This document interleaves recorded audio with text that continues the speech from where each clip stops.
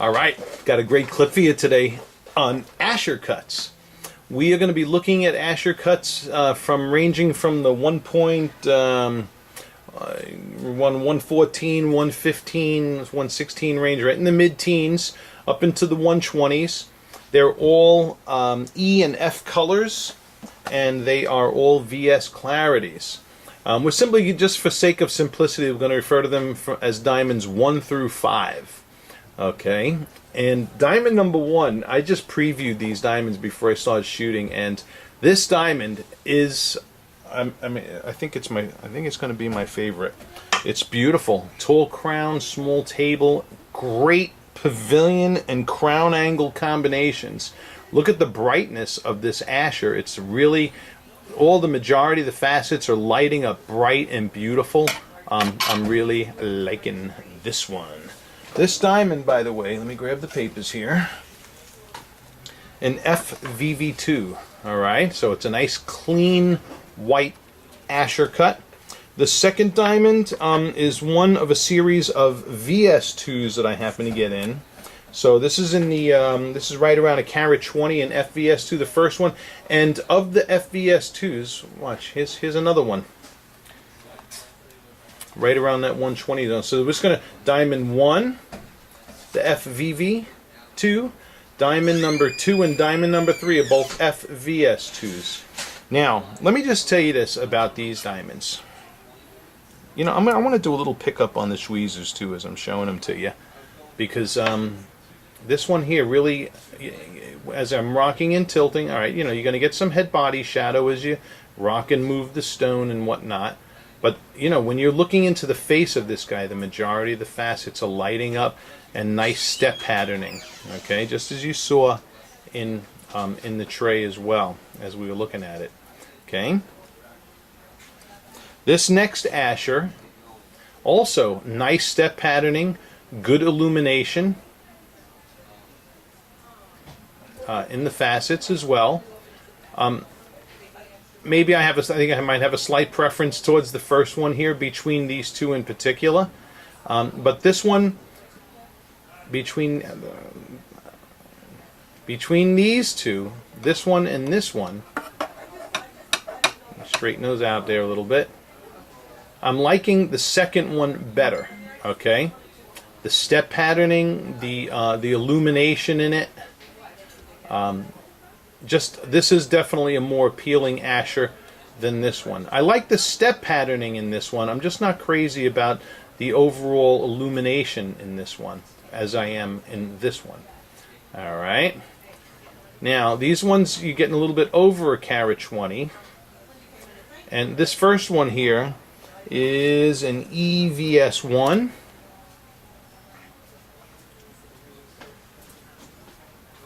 And the second one is another FVS2. I'm sorry, the last one, number 5, is an FVS1. So both of these are VS1s, E color and F color.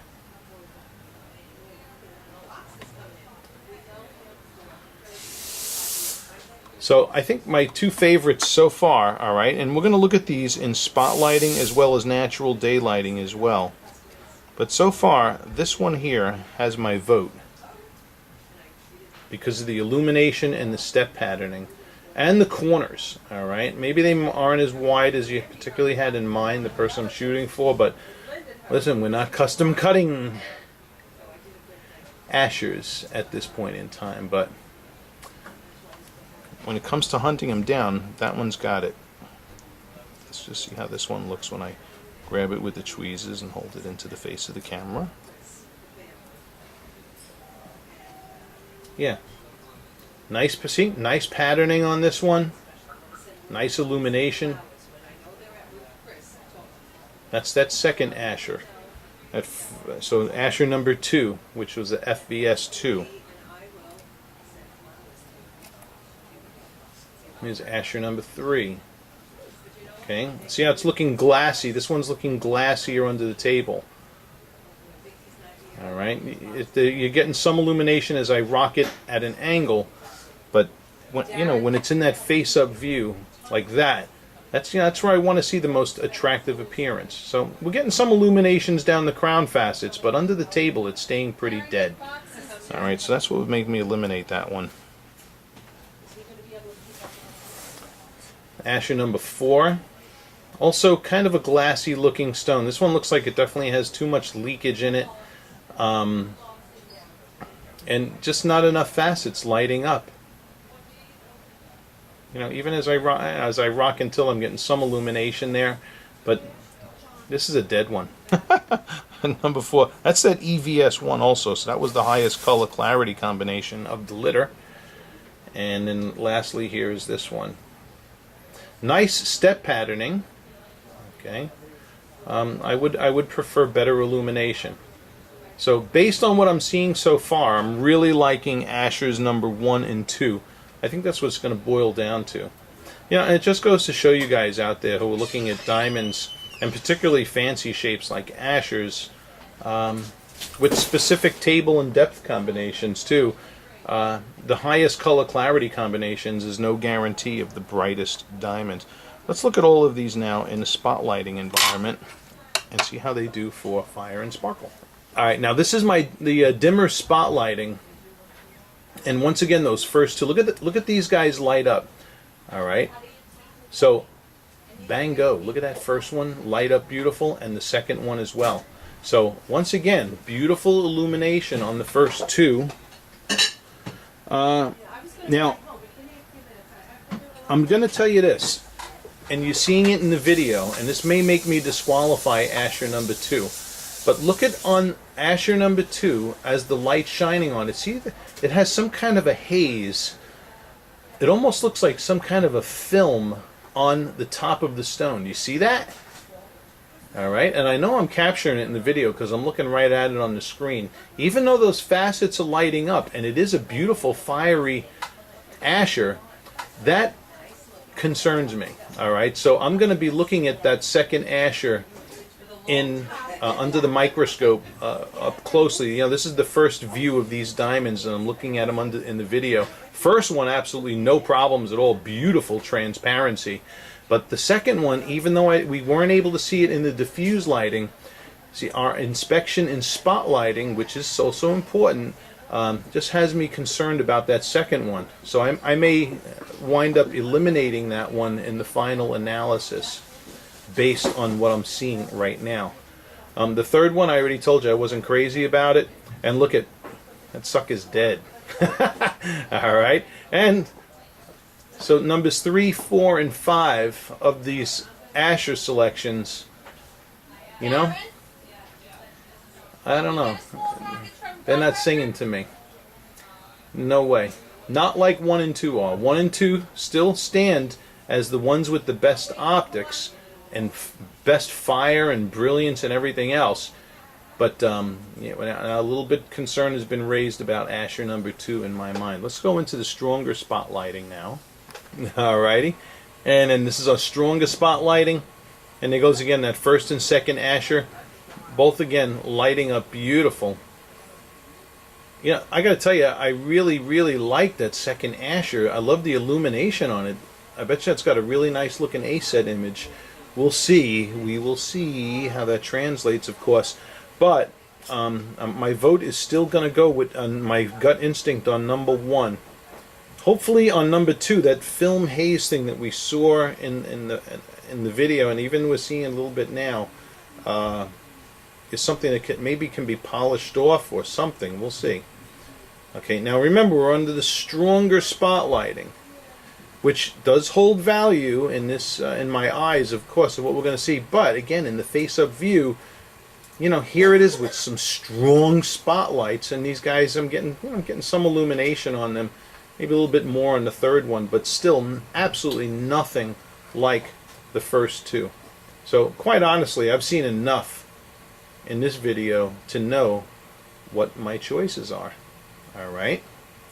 Now, I'm going to get back to you, the client who I'm shooting this for, in an email with more gemological data on this second diamond, which was an FVS2, and let you know what's up there. Alrighty?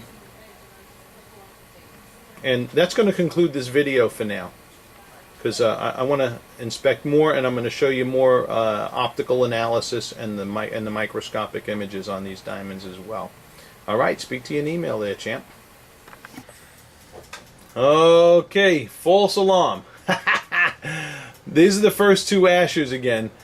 I went and I looked at that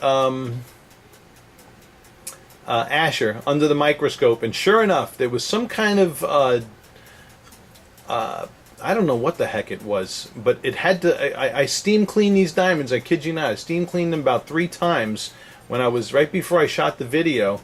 Make sure they were nice and clean, and I had to literally take a toothbrush and clean it. All right, so there was something on top of the stone, some kind of like a very light film that was making it hazy before. All right, so that diamond is back in the running with the 115. There's the 115 on the left again. Remember, I still love that diamond, but there it is in the weaker spotlighting, diamond number 2. And here it is in the stronger spotlighting again. So, boom, that diamond's back in the running. Beautiful optics now on Asscher number 2. So Ascher's number 1 and 2. Those are going to be the tickets. Those are going to be the 2 diamonds from this video that we're going to publish full web pages on. For sure. Absolutely beautiful.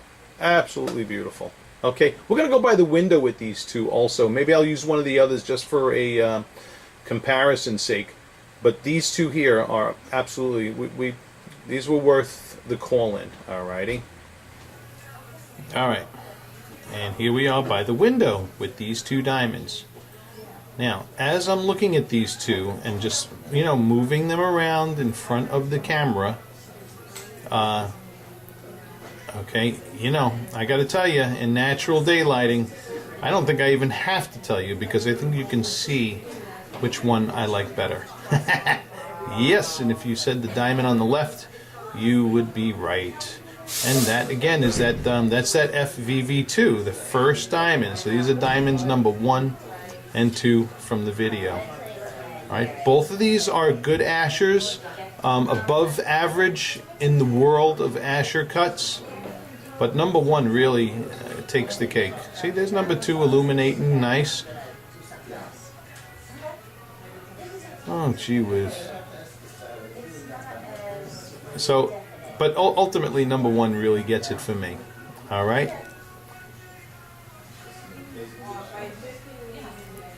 Awesome. And that concludes this shoot. Thank you for watching.